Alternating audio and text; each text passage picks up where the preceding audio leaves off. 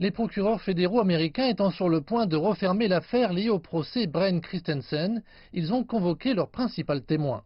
Moins d'une semaine après la disparition de la chinoise Zhang Yingying, Tara Boulis, l'ancienne petite amie de Christensen, a accepté de porter un micro pour permettre aux enquêteurs du FBI de travailler. Alors que la famille de Zhang Yingying était présente dans le tribunal, ces enregistrements ont été écoutés devant le jury. C'est un enregistrement critique qui a été réalisé le 29 juillet lors d'une veillée pour la victime, 20 jours après sa disparition. Christensen avait alors voulu y assister. Sur l'enregistrement, on entend Christensen dire qu'il voulait simplement voir combien de personnes étaient présentes à l'événement pour lui. Ils n'ont aucune idée de ce qui s'est passé, a-t-il dit. Je suis le seul. Boulis a déclaré à la cour qu'à un moment de la veillée, Christensen avait pris son téléphone et avait composé un texto de 4 lignes de texte avant de les supprimer.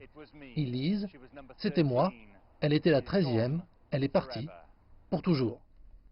Sur les enregistrements, il décrit en détail comment il a kidnappé, violé, puis tué Zhang Yingying, mais aussi comment la jeune fille s'est débattue comme personne. Plus fort que toutes les victimes que j'ai jamais eues, l'entend-on même dire. Il décrit comment il lui a ouvert la tête avec une batte de baseball, mais que Zhang Yingying s'est toujours battu. Il dit ensuite lui avoir coupé la tête. Sur l'enregistrement, on l'entend rire alors qu'il précise « Plus rien d'un zombie, elle était finie ». Il dit sur la bande qu'il ne révélera jamais où se trouve le corps de sa victime.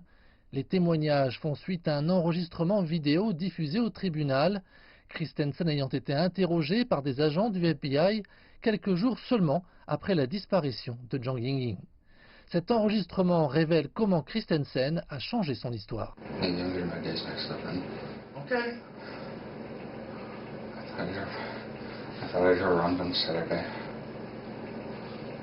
I did pick a girl up.